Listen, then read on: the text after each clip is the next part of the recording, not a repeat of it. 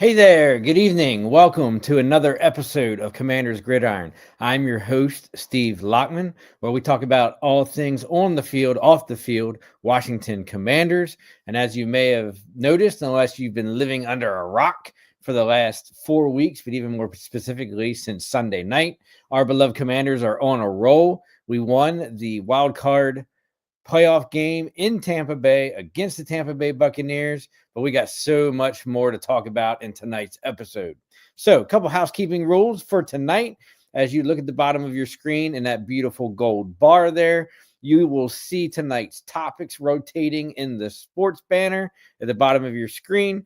So you can see what we're going to talk about. If you've missed it, what's coming up, and where you can join in for tonight's discussion. Speaking of tonight's discussion, feel free to use that comment bar, whether you're watching us on Facebook, X/Twitter, or YouTube. We love some comments. We love some banner. We love some talk. We love some trash talk. Look, our Commanders are in the playoffs going into the divisional round. Cowboys are out. Giants are out. Eagles slept on a bye last week. They got a hard game coming up this coming weekend as well. Whether you are an NFC East fan or a football fan in general, bring your talk, bring your trash talk, bring your banner. We'd love to have it.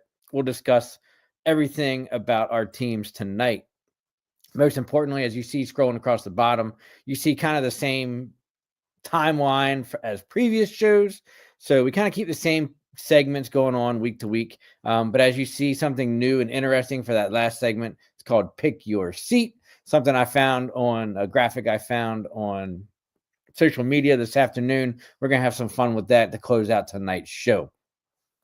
As always, we kind of start our show with some off the field news. It's kind of off the field news, but not really off the field news. But, you know, when you put a winning team together, especially one that has a coaches carousel of who's who among former head coaches, position coaches, coordinators, etc., as Dan Quinn has amassed this season under the new ownership of Josh Harris and GM Adam Peters. When you produce as well as you did, way above expectations, a lot of your coaches and coordinators are going to get that phone call for head coaching interviews or coordinator interviews for other teams. And of course, we didn't necessarily know that A, we were going to be this good this year to begin with, and B, that our coaching staff would be getting so many inquiries. A lot of times, and let's be honest, most coordinators aren't going to get invited to interview for other coordinator positions unless A, they've been recently let go, or B, it's a serious upgrade in teams. So, you know, look, let's be honest, the three coordinators that we have here in Washington are now starting to field phone calls for head coaching interviews amongst other teams. Now, I didn't really think anything of this when Cliff Kingsbury got mentioned last week, you know, because he was a former head coach in Arizona for the Cardinals for 3 or 4 seasons till he got canned there. Took a year or two off. I think he took a year hiatus and then got tabbed as Dan Quinn's offensive coordinator here in DC to work with Jaden Daniels. So there's a lot of speculation that Cliff would be gone in the first year. He might get some coaching official interviews for head coaching positions, but I don't think he's going to take it. Why? He said in his press conference, I think it was on Thursday or Friday, he would like to be a head coach again. However, he's still learning how to transition from a really good offensive coordinator back into a head coach. And Dan Quinn has gave him that love and fire of being a head coach again. He's just not sure when that time is going to be. And quite honestly, he's doing really well as offensive coordinator, especially with first-year rookie quarterback Jaden Daniels, as we all see. So I kind of think that he wants to see where this is going to go. Doesn't really think that he's necessarily ready yet to become a head coach. Look, there's a lot of things that go into becoming a head coach in the NFL. You know, not only do you have to have a really good GM if that GM is already named, because in a lot of the cases currently for the head coaching vacancies, the GM is vacant, right? So like, let's just name a couple off the top of our head. New York Jets, Las Vegas Raiders, probably soon to be the New Orleans Saints GM as well. And probably a couple others are vacant as well as their head coaching vacancies. But there are some teams that still have their GM remaining, i.e. Chicago, Jacksonville, and I know there's another one I'm missing. Oh, Dallas as well, which is basically like the owner, right? Jerry Jones. But you get the point. So that's one thing, right? You got to be able to mesh or figure out who your GM and has kind of the same philosophies. B, how much how much draft capital do you have for your given team coming into that situation? How much cap space do you have coming into your situation? Look, is it a lot more favorable to have a lot of cap space and already have somewhat of an established roster? Are you going into a season like the New Orleans Saints where you're already way over your head in cap space, got a little bit of draft capital, and they want you to put a winning team together on the field? That kind of deal. So I don't think, me personally, that there's a lot of great opportunities for Cliff Kingsbury out there right now. Obviously, with Mike Vrabel getting the nod up in New England, that takes coaching vacancy off the board anyhow. The only one that might make sense for him is Cliff Kingsbury is going to Chicago, but there's already that sour taste after what happened last year in the offseason before he came to DC. He interviewed for the offensive coordinator position in Chicago under Matt Eberflus. They basically told him to go pound sand, hired Shane Waldron, who didn't even last the whole season, and now they're back to where they are, not only looking for coordinators, but looking for a head coach as well. So I wasn't really keeping track of Kingsbury and where he was being offered until more inquiries started coming for our other coordinators, right, to follow me on this one.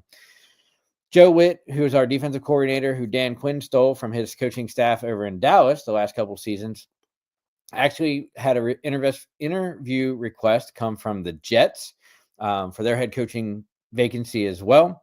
And actually, it's the first head coaching interview for Witt, who's age 46, who came to Dan Quinn from Dallas as part of that integral Washington turnaround this season, as we know, right?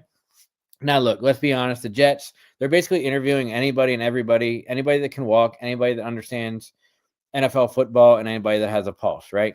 There's no rhyme or reason to who they're interviewing and why they're interviewing. It's not like a narrowed candidate search. It's literally like throwing a fishing net out right now for Woody Johnson and company and trying to figure out what might stick. So, look, once again, is it a legitimate interview? Is it a legitimate request?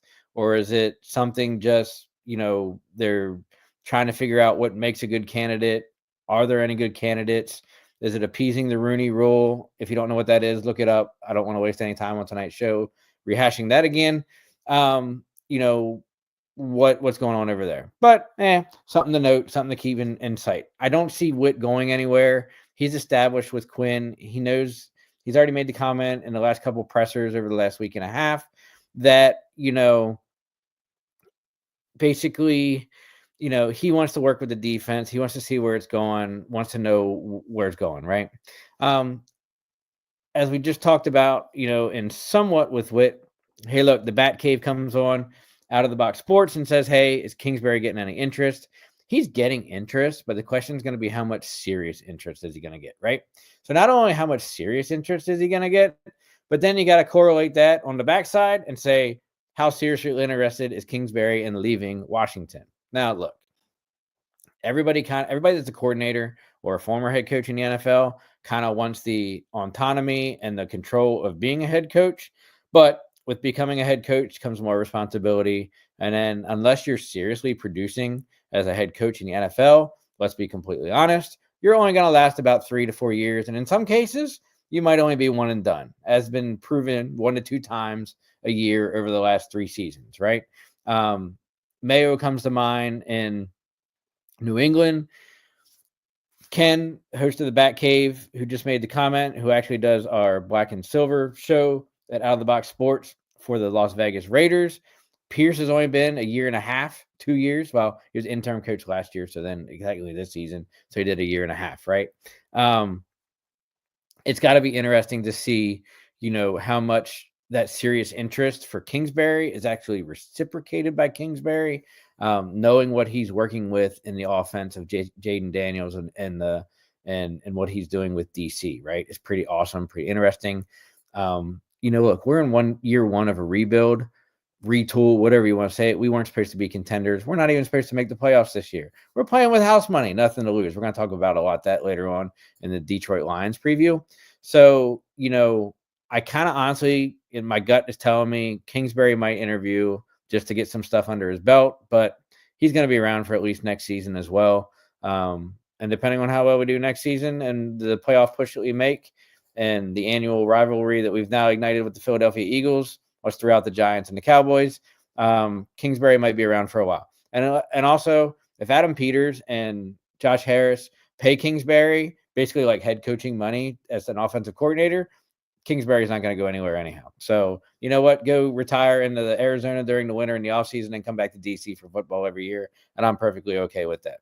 So we're going to keep an eye on that. But the other one that kind of is interesting, never really make connections, but because coaches and coordinators are always tied together in some way, network web of coaching circles, right? This coordinator was a coordinator for this head coach who was a previous head coach here and this and that. So beyond Kingsbury and Joe Witt, it's going to be interesting to see what, if anything, happens with Larry Izzo. A lot of people are like, hey, who the hell is Larry Izzo?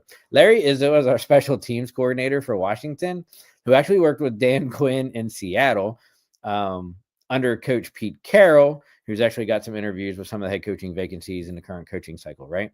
Follow me so far? So now, where the network and the circle of intertwining comes together is Larry Izzo, who's the special teams coordinator in DC, is very good friends with Mike Vrabel, and they go back even to the point of playing together on the New England Patriots on the one Super Bowl winning team. I don't even remember which one it was.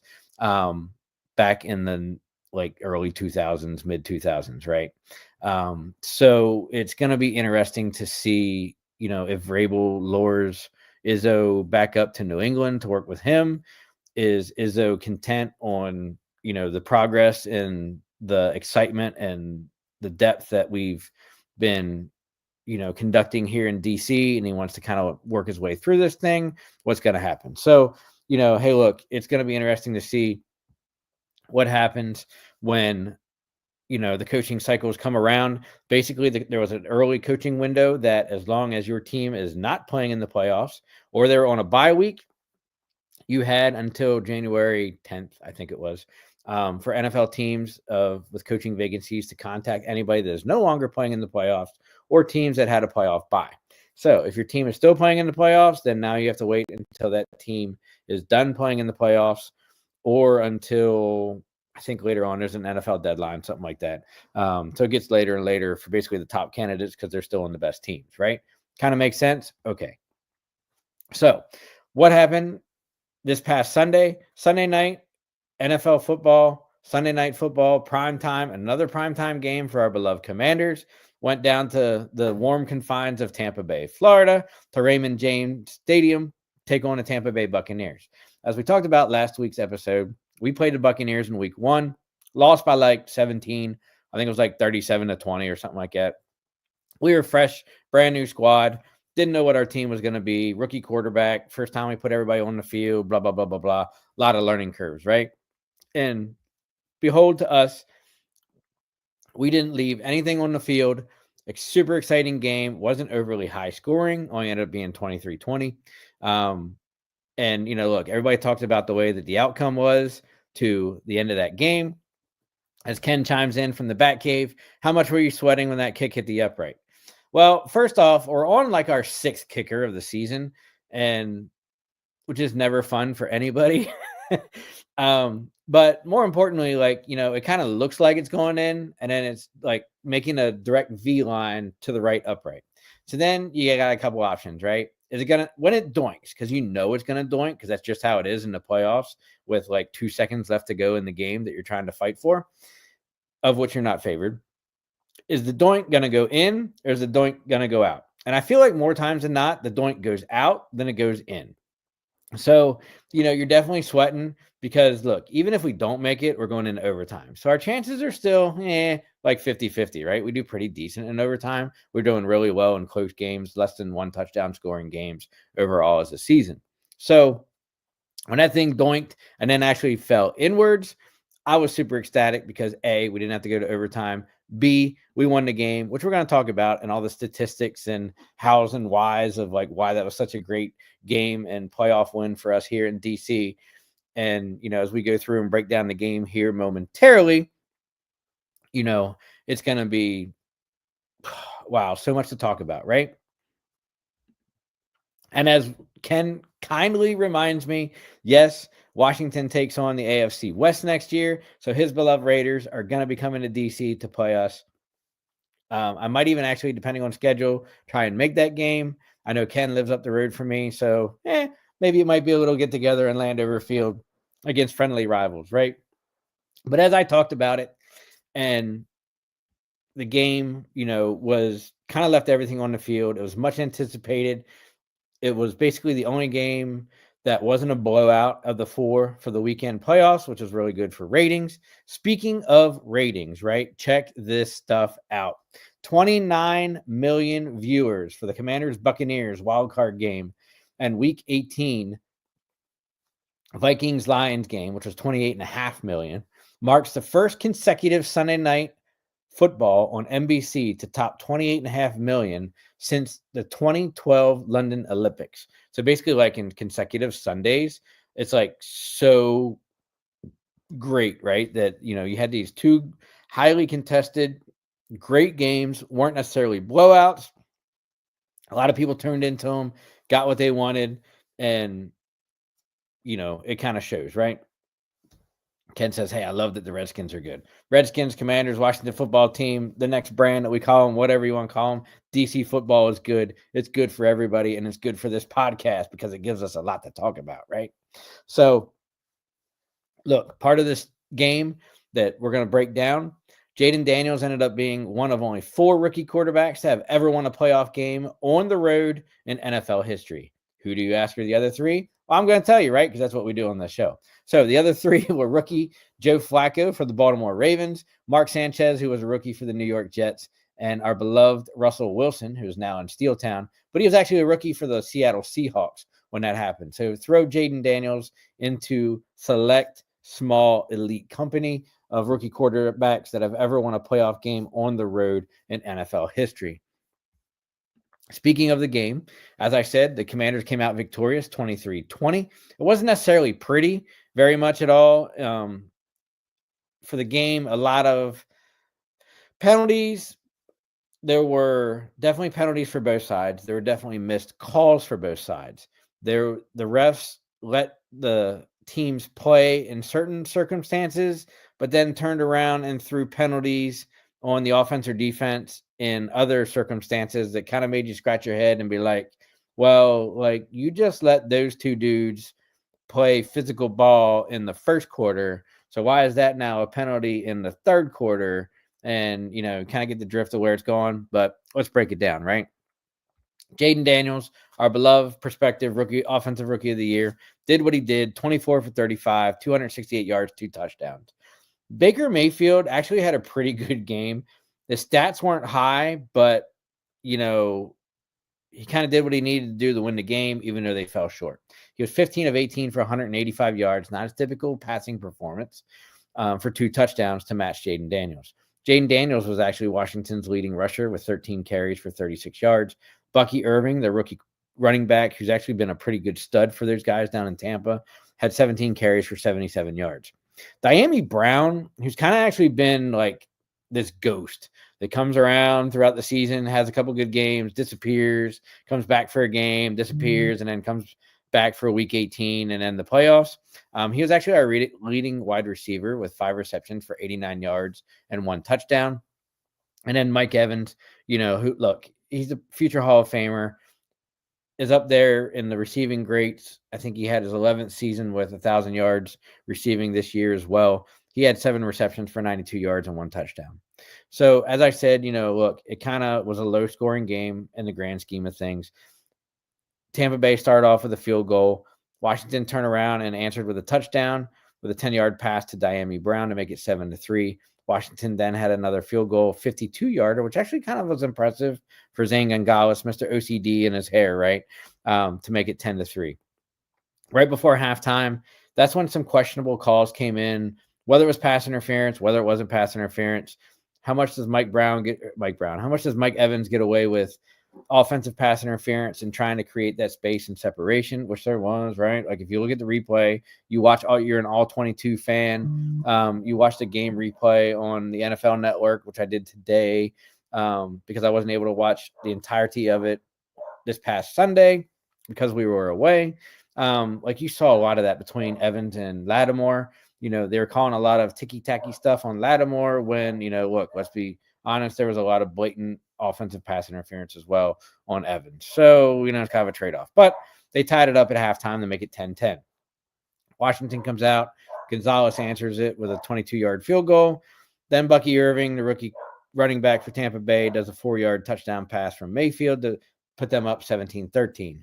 Look, we're only going into the fourth quarter, and it's 17-13 Tampa Bay. So unless something really explodes, it's going to be a low-scoring game, right? Terry McLaurin does what Terry McLaurin does. Old scary Terry getting a 5-yard touchdown pass from JD with the extra point makes it 2017. McLaughlin from Tampa Bay nails a 32-yard field goal, makes it 2020. This is where it gets interesting, right? They trade possessions back and forth a little bit. Washington ends up with the ball with 2 minutes left to go. They're marching down the field. Tampa Bay has a penalty. Washington converts a long third down off of a sweet Austin Eckler short reception to turn into like a 20-yard gain to get a first down. Tampa Bay almost had Washington where they needed them with the clock to run out because Washington didn't have any more timeouts at the end of the game.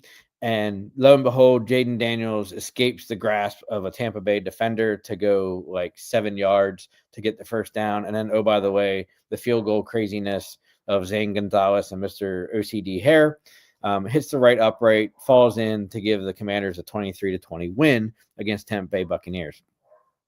Overall, the team stats weren't that bad for Washington, even though it was kind of a sloppy game to some extent, but that's kind of who we are and what we do for the most part over the season. So let's break it down, right? Washington had 350 total yards. Tampa Bay's 284.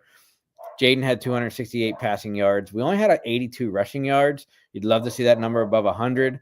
I think when we go up to Detroit, that number is going to have to be over 100, maybe even over closer to like the 125, 150 marker for us to have any success against Detroit. We're going to talk about that later. Yards per play were pretty even between Tampa Bay and Washington with 5.1 to Tampa Bay's 6.5. So then when you kind of break it down even further, one of the things we did really well was, I won't say really well, but it was kind of season average to a little bit better than season average, was we were 8 for 15 on third down efficiency, basically 50%, right? Which is above the NFL average. So I'll gladly take it. Fourth down efficiency, and we're going to talk about this here in a little bit and part of the game nuggets. Dan Quinn is really big on going for fourth down. A lot of times you think, hey, when you're in the playoffs, you got to take the points, got to take the points. But there are times like he passed on a field goal, go for it on fourth down. Passed on another field goal attempt, go on fourth down. Is that not 100% confidence in your kicker? Is it just because you're the analytics dude? Is it because you have that much faith because you have Jaden Daniels? I don't know. Maybe it's a combination of all of them, but I love the aggressiveness. I love the fact that we do it. I just kind of think we may do it a little bit too much, right? But it's working. We were 3 for 5, so basically we were 60% on fourth down efficiency against Tampa Bay. We only gave up 1 sack, which was super huge for us, especially when you got a dude like Vita Vea and on the defensive line interior of Tampa Bay. Look, let's be honest. Tampa Bay has a good defense. Are they as good as Detroit? No. Detroit's a lot better. So if we can keep that sacks allowed against Detroit to like 5 or less, I'll call it a success, especially after, what you see in Detroit do the last couple of weeks and the fact that a couple of guys are getting more healthy, coming back up from IR, blah, blah, blah, blah, blah. You get the deal, right? Trustway didn't have to punt at all. Basically showed up for a playoff game, got paid, didn't have to do anything, and flew back home. Penalties, we were half of what we've been the last 2 weeks. We only had 5, which is definitely a plus for us because we've been so sloppy, undisciplined, whatever adjective you want to throw in there with penalties. Usually we're in double digits, easy, sometimes hitting close to 15. But we tightened it up. Only had 5 this past week, which is huge for us. No fumbles, no interceptions. Big for us. Baker Mayfield had no interceptions. Usually has one. You're good for 1 or 2. Kind of tries to make things happen, but Buccaneers did have 1 fumble by the running back that Washington's Bobby Wagner recovered in the second half. So, it kind of is what it is with that, but you got to love what you see, right? So as we broke down the game, let's talk about some game nuggets from the game, right? So, would you believe, and you know, I love my graphics, I love my pictures, I love everything now that I figured out how to do it here on the show. So, the last time Washington won a playoff game, we're going to go through a couple of these. There's like 3 or 4 that I got. Love the useless Jeopardy knowledge that I found out, especially when you've been in a dire drought of victories and playoff appearances and wins, like our Washington franchise has for so long. You all can appreciate this no matter what fan of a team you are, right? So the last time Washington won a playoff game, Mark Brunell was the quarterback. Mark Brunell, probably more known for playing for the Jacksonville Jaguars than he was the Washington Redskins at the time, but he was the quarterback. Went 7 of 15 for passing for 41 yards and 1 interception. Horrible stats as a quarterback, but we won the playoff game. Clinton Portis, probably known just as much for playing for Washington as he was for the Denver Broncos, but he had 16 carries for 53 yards and 1 touchdown. Santana Moss, the Cowboy killer, led the team with 11 receiving yards. So out of those 41 passing yards, Santana Moss was the leading receiver with 11 of those yards, right? And our beloved late Sean Taylor returned a fumble for a touchdown in that game. Washington beat Tampa Bay 17-10 on January 7th, 2006. It's funny that the last Washington playoff victory was in 2006 against Tampa Bay, and we won 17-10. Right? Pretty awesome. Let's talk about some more stats. Crazy stats. If you know me, I'm a big Washington Capitals fans. For those of you like, who are the Washington Capitals? They're the NHL hockey team here in DC. Oh, by the way, they're in first place in the Metro Division and like second place in the Eastern Conference. They're playing really great hockey behind the grade 8, right? Mr. Alex Ovechkin, who's probably, if he can keep his hot streak, is going to break Wayne Gretzky's all-time scoring record either at the end of this season or the beginning of next season in 2025, right? But let's look at the last time the Washington Commanders / Redskins football team, whatever you want to call them, and you prefer, won a playoff game.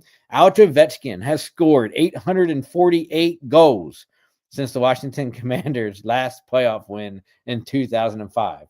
Why does that sound like a lot? Because Alex Ovechkin was drafted in the 2005-2006 season for the Washington Capitals. So basically, since Alex Ovechkin's entire career in 2005, he scored 848 goals since the Washington Commanders last appeared in a playoff win for the Washington Commanders. Pretty crazy stuff, right?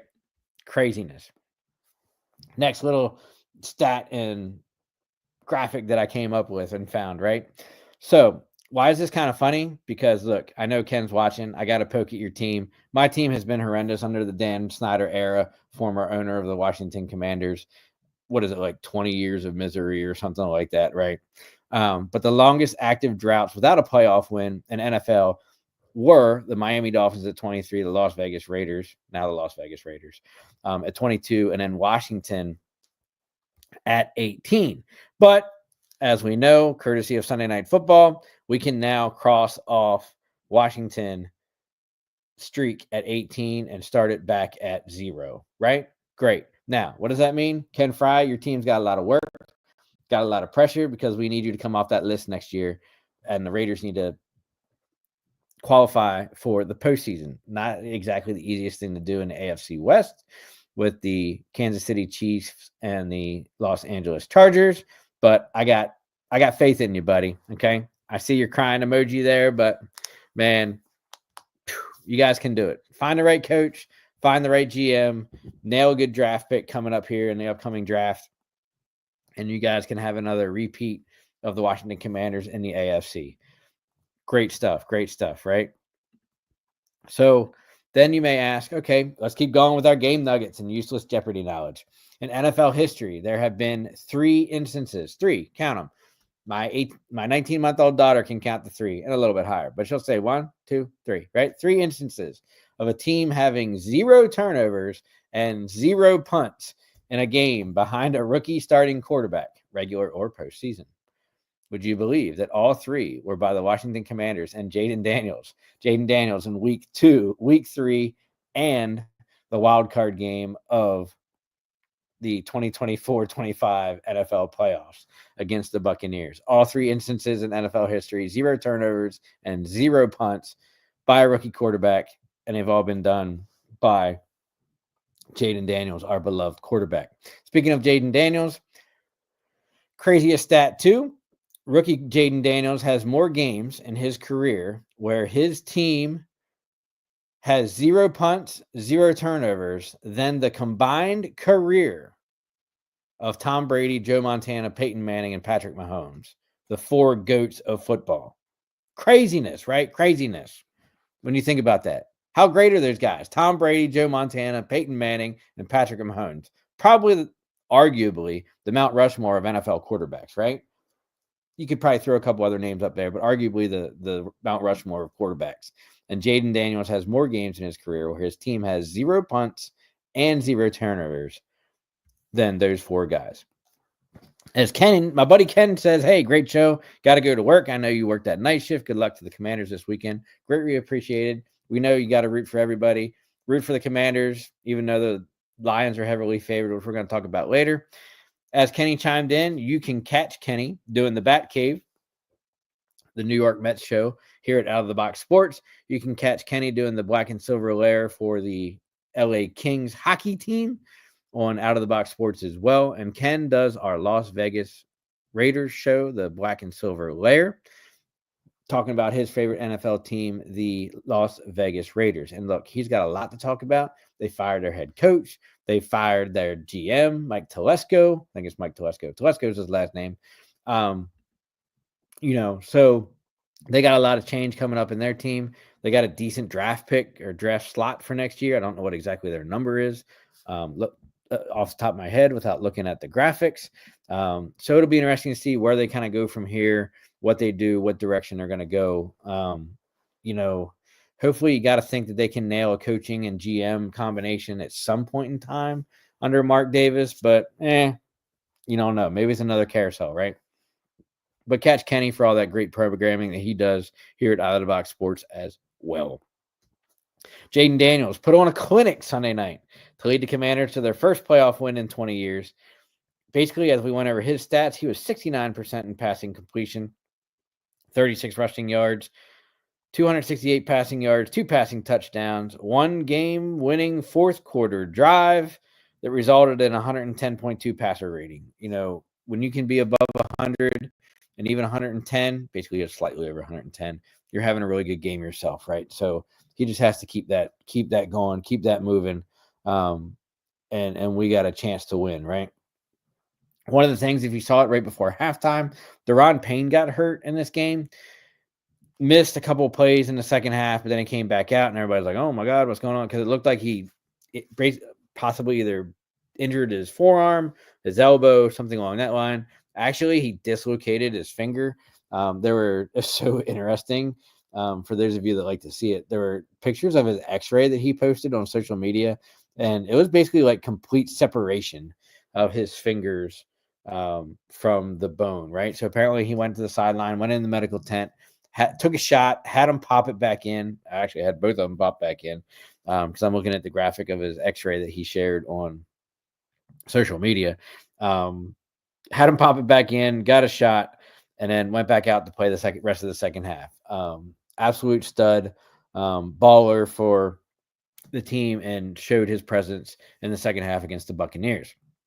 So a couple quick notes on my favorite player, Mr. Scary Terry McLaurin. Look, now that we kind of have some consistency at quarterback, you're wondering, well, Terry McLaurin was drafted by the Washington Redskins in 2019. We've had a lot of quarterbacks since 2019, and I feel like this list is missing a couple, but it might be all inclusive. And you're going to scratch your head with a bunch of these names, and some of these guys are going to be like, who, what, when. But the list of quarterbacks that Terry McLaurin has had to play with before Jaden Daniels, who I feel like, look, as long as we can consistently win and make a playoff push, and Jaden stays healthy and Terry stays healthy, we're going to see that match together for years to come, right? Yes, Terry McLaurin might, decline down to, a true number 2 wide receiver, maybe, God forbid, towards the end of his career, like a number 3 or a slot X dude, but like he's going to retire in Washington. I kind of feel it, right? But he's had to play with Case Keenum, Dwayne Haskins, rest in peace, Colt McCoy, Alex Smith, Kyle Allen, Taylor Heineke, Garrett Gilbert, Ryan Fitzmagic, Patrick, Carson Wentz, and Sam Howell, and then now Jaden Daniels. So, look, he's had 2, 4, 6, 8, 10. Now on his 11th quarterback with Jaden Daniels. Like I said, I feel there's a couple in there that we may have missed somewhere along the line, like a Jason Johnson, maybe even a Mark Sanchez somewhere along the line. But maybe these are the starters. I don't know. But I feel like the list should be a little bit longer. But it's still a long list regardless, right? Look, as we know, it's not the official offensive rookie of the year, which Jaden Daniels has wrapped up. Even if you were doubting yourself before the playoffs, it's now Jaden Daniels. But we also have the Pepsi rookie of the year. Ta-da! I'm sorry, the bottom of the graphic is cut off a little bit because of the scrolling banner. Basically, it just says rookie of the year for 24. But these are the nominees by Pepsi, put out courtesy of who wins the Pepsi rookie of the week. I think Jaden Daniels has won like 15 out of 18 weeks of the Pepsi rookie of the week. 1 week it was Bo Nix. 1 week it was, I think 2 weeks it might have been Bo Nix, and then another week it was somebody else. And then Jaden Daniels, right? But these are the guys have pretty productive offensive rookie seasons. So, they're all definitely due their props. Between Malik Neighbors and the Giants, Bo Nix, who's done a tremendous job out in Denver with Sean Payton, Brock Bowers, who's probably the only good thing. I know Ken jumped off, but it's probably the only good thing to come out of Las Vegas next to Max Crosby, Brian Thomas Jr., and then Tampa Bay's stud running back rookie, Bucky Irving. But, look, it's not an official like NFL honor, but more than likely Jaden's going to win that too. So it'll be interesting to see what happens moving forward with that. And Dan Quinn's presser over the incredible win and reaction, it was kind of going around on social media of Jaden Daniels sitting on the bench when Zane Gonzalez kicked the game-winning field goal that dunked off the upright. Dan Quinn was asked on a time this season he saw Jaden Daniels actually display the most emotion, because it didn't seem like he got really happy or was like jumping up and down. He kind of just smiled and did his thing and then got up and started shaking hands with other players, right? But Quinn answered, it was probably when quarterback Marcus Mariota threw the game-winning touchdown pass in Dallas in Week 18. He was the most emotional. And these other moments where he's the one in charge, he's iced up, man. He ain't letting you into that. Inside the lens of that helmet, he's a killer. So the most emotional I've seen this guy is joy for Marcus in that spot in Week 18 to let the emotion and happiness happen for a guy other than him on the team means a lot to Jaden Daniels. So we got to give a shout out, of course, to Mr. Doink himself, Zane Gonzalez. Look, he's had a tumultuous 3, 4, 5 years in the NFL. And if it wasn't for the whole debacle of McManus and the offseason and him being released as our kicker, Zane probably wouldn't have had a shot anyhow, along with some injuries to Austin Seibert. But, look, Zane Gonzalez was waived by the Browns in 18, released by the Cardinals in 21. He was on the Lions practice squad in 21, traded from Carolina to San Francisco in 23, signed with our practice squad in 23, replaced Seibert midseason, and then now made the game-winning field goal for the Washington Commanders in the wild card game in the first week of the NFL playoffs. So a lot of good stuff for him and our team. Speaking of our team, let's just think about this for a minute, right? The things that the Commanders have done in the last 18 months. So first off, we got new owners. We finally got rid of Dan Snyder. Josh Harris comes in, cleans house, right? Got a new GM, got rid of Martin Mayhew and company and all those guys, got Adam Peters. Stellar pick from Josh Harris and company. New team president, new head coach, new coordinators, star rookie quarterback, top 5 scoring offense. It's the best record this team has had in 33 years. First playoff win in 19 years. And as we discussed last week, oh, by the way, we have a chance to build a new stadium at the former RFK site. What more could you be happy for, right? What more could you be happy for? So where does that set us up? Man, that sets us up for going into the divisional round. Speaking of the divisional round, look, this next playoff preview is sponsored by Jason Fine, a.k.a. Attorney Big Al, at 1-800-HURT-123, specializing in motor vehicle accidents, slips and falls, workers' compensation, personal injury claims. has 3 convenient office locations throughout Pennsylvania and New Jersey, with one located in Philadelphia, PA, one in Cherry Hill, New Jersey, and one in Pittsburgh, PA. For all legal advice, legal representation, and legal needs, reach out to Jason Fine, aka Attorney Big Al, at 1-800-HURT-123. And he's going to bring us tonight our Detroit Lions preview of the divisional playoff round. So, what does that mean? Where are we going? We're going to Detroit, folks. That's right. We're going to Motown. Other than like the Detroit Lions resurgent over the last 2 to 3 years, Detroit really hasn't had much to cheer about. So, man, Detroit's been on a good roll.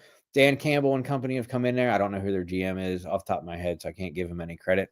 But they've been doing a great job up there in Detroit, putting that team together. They got a high profile offense, a lot of good receivers, good quarterback in Jared Goff, who was the Rams quarterback before he got traded the year that they won the Super Bowl. Got a good defense, got some guys back, had a ton of guys on IR, although that list is dwindling. And look, we get to pick them. I don't want to say we get to pick them. We get to play them by virtue of us beating Tampa Bay this past Sunday night. And oh, by the way, we get another nighttime late game here in the playoffs against the Detroit Lions. So naturally, we're the heavily favored underdog. Last time I looked at the point spread, the points were, I think, Detroit at like 8.5, 8 points favorites. And naturally, Dan Campbell, good HCDC, was asked about Jaden Daniels by the Detroit media in yesterday's press conference, and he said, quote, "He is dangerous.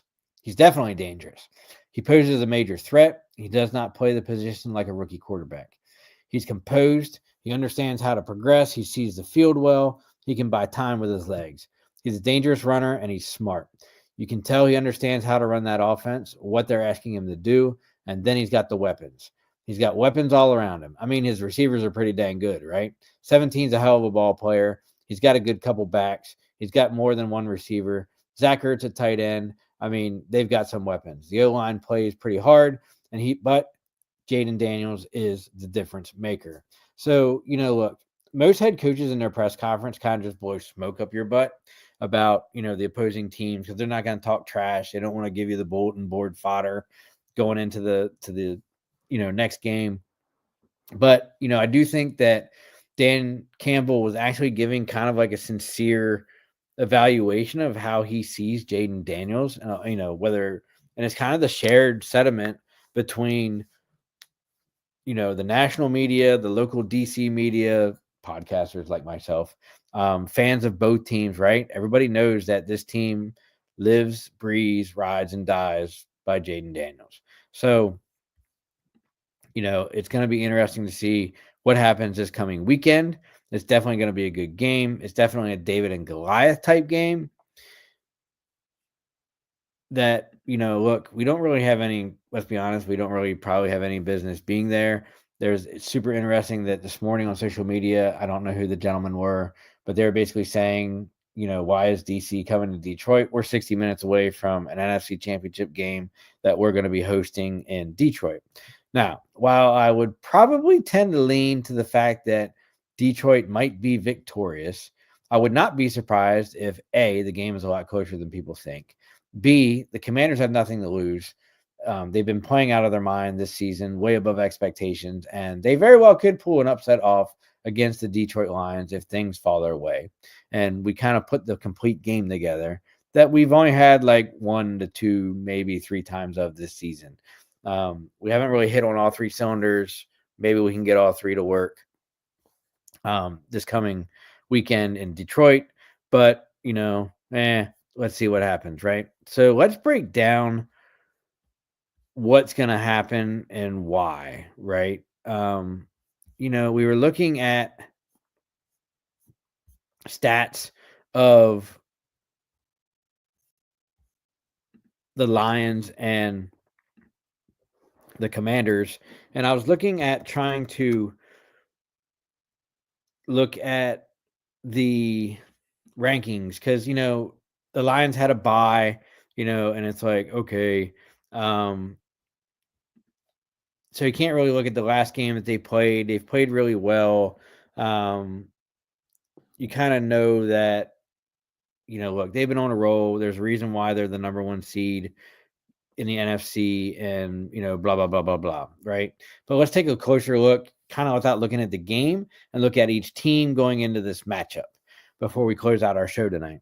So look, Detroit Lions are 7-2 at home.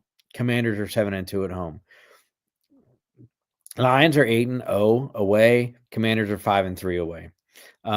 Yards per game are obviously about 40 yards, 50 yards more to the Detroit Lions, but then they have that way more prolific offense in Detroit, which kind of also takes the next stat of their 263 yard passing per game to 215 yards of the Commanders and puts it into perspective, right? Rushing yards per game are pretty much equal on average, about 146 for the Lions and 154 to the Commanders. So we're looking at pretty good, right? Conversion rates for third downs pretty much even. So, both defenses are going to have to work a little harder at stopping those critical third downs and getting their defenses off the field and getting the ball back for their offense. Or what's going to end up happening, this is going to become a shootout, or, at least a capitalizing points on drives, whether that's field goals or touchdowns for each team, and then giving the other team, the ball back by scoring, obviously some points in some fashion on their offensive possessions. But one of the things that actually works in our favor, there's a couple of them, not very many. Fourth down conversion rate. We are first in the NFL at 87% fourth down conversion rate. Now, the Lions are at 67% on fourth down, which is gives them the seventh best conversion in the NFL. And let's keep in mind that the Lions, and Dan Campbell are really aggressive on fourth down. So they've gone for it 10 more times than the Commanders this season.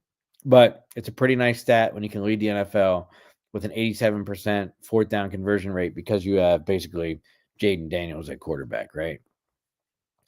When you look at the fact that on paper, Detroit has on paper, a better offense, Jahmyr Gibbs, David Montgomery at running back, St. Brown, and the rest of those wide receivers, Laporta at tight end, the points per game aren't really that different between the two teams.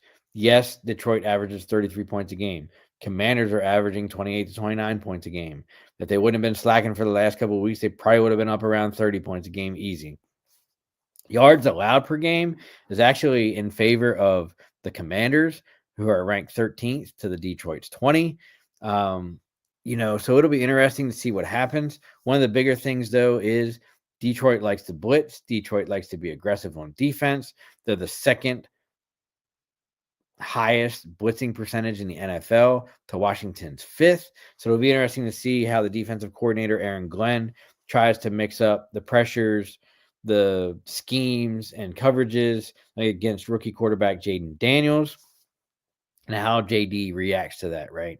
But I feel like we have a pretty good chance of giving the Lions a good game, being competitive, and the rest of the stats are kind of really good, right? Points allowed per game. Yes, Detroit only gives up 20.1, but then the Commanders only give up 23, but that's a ranking difference of 11, only because the scoring differences in points allowed per game is so close, right? But it's only 3-point differences.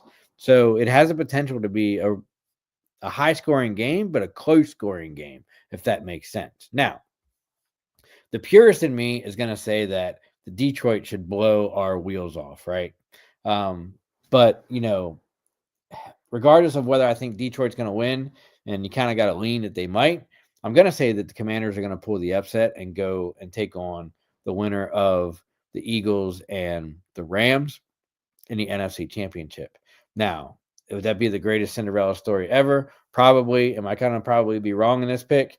Probably, but I'm going to go with my beloved Commanders only because it's a Commanders show. I'm a diehard Commanders fan, and I'm hoping for the best for my team this year, who has zero expectations playing on house money.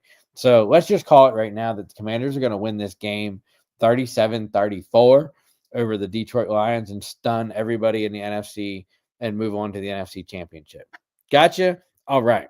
Now, for those of you who are very visual, like me, one of the things that our weekly TV schedule for this coming weekend's playoffs start off on Saturday with the Houston Texans visiting the Kansas City Chiefs at 4:30 p.m. on ESPN and ABC, followed by our game, the Washington Commanders at the Detroit Lions up there in Motown at 8 p.m. on Fox.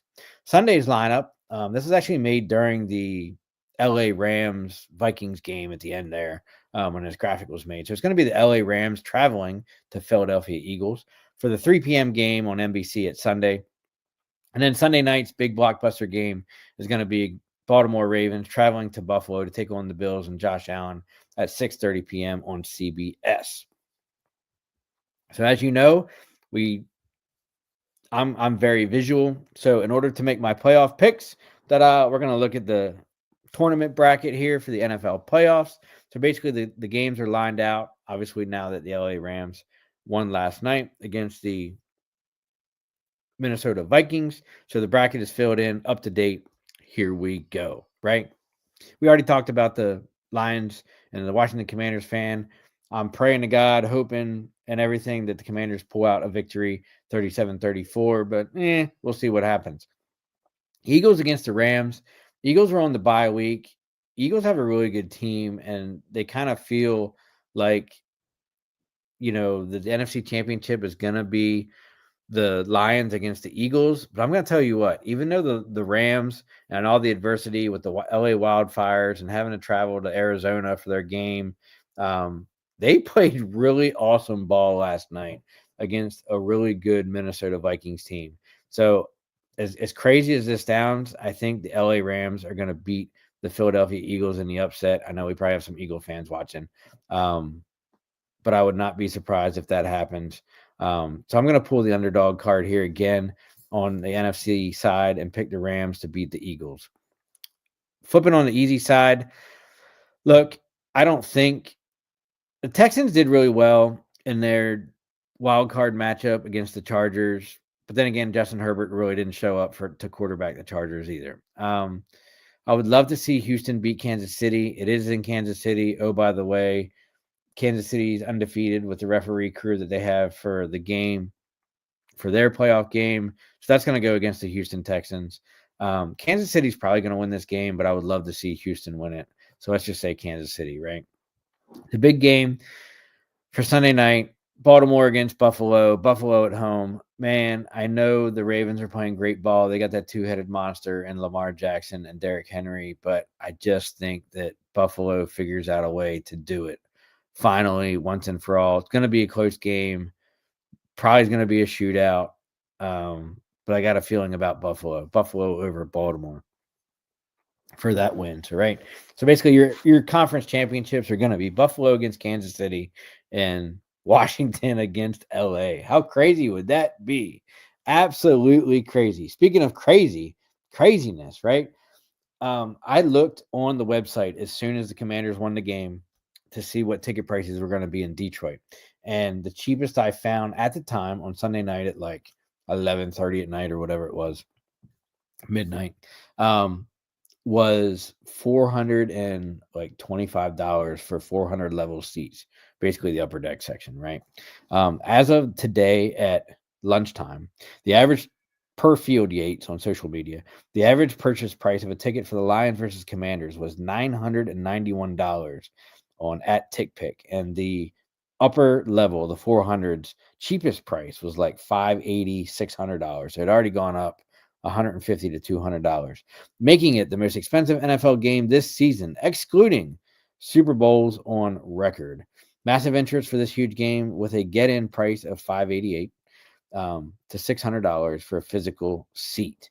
Craziness, absolute craziness, right? That this is now going to be, next to the Super Bowl, one of the highest priced games of the NFL season. So as you know, I like to wrap up my show with something kind of lighthearted, little entertainment piece. If I can wrap it into sports somehow, we like to do it. So this is what I found. And it's actually courtesy of FanDuel, my football betting network partner, if you want to call it that, or however you want to phrase that, right? And this was called, I'll just put the graphic up here, and then you can feel free to comment, drop a number in your comment box. I'd love to know what you think. Even after the show, drop it on social media under the hashtags there at that you see for Facebook and Out of the Box Sports. But you're on a 15-hour flight with the following 4 rows of characters, and you got to pick one seat to sit in. What seat is that going to be for a 15-hour flight? So, for those of you that need some names for the graphic that you're looking at, let's go over it, right? If you pick seat number 1, you're sitting next to Patrick Mahomes for 15 hours. Number 2, you're sitting next to San Francisco tight end George Kittle. Number 3, obviously, quarterback Aaron Rodgers. Number 4 is very intriguing because it's longtime sports broadcaster Al Michaels. Number 5, you get to sit between the Manning brothers, Peyton and Eli. Number 6, you get to sit next to the father-son duo of Bronny James. Number 7, you're sitting between the Ball brothers. I think it's Lonzo and LaMelo, one of them, 2 of them, whatever, but they're both NBA players, part of the Ball family. And of course, number 8, you're sitting between the Kelsey brothers, Jason and Travis. So while there's a lot of good picks on there, right? Sitting next to Patrick Mahomes, between the Kelsey brothers, maybe if you can get on a podcast if you're good. Listening to the stories and memories of Al Michaels would be great too. You could definitely secure a couple phenomenal selfie pictures and autographs from a couple of these cats if you're sitting next to them. I kind of tossed over this, and I would either take number 4, sitting next to Al Michaels, just to pick his brain about everything he's covered as a host and commentator of professional sports. But I would probably lean to number 5 and sit between Peyton Manning and Eli Manning, just for the fact that I would love to talk, if they were willing to, just talk football, like the X's and O's, and pick their brains about games and big moments and, quarterback play and defenses and all kinds of crap. Doesn't even have to be, Colts, Broncos, and Giants related. It could be like anything football. But just to talk football on a long flight with those 2 cats would be pretty cool. I think I'd like that. I kind of enjoy watching the Manning cast, simulcast on Monday Night Football every now and then.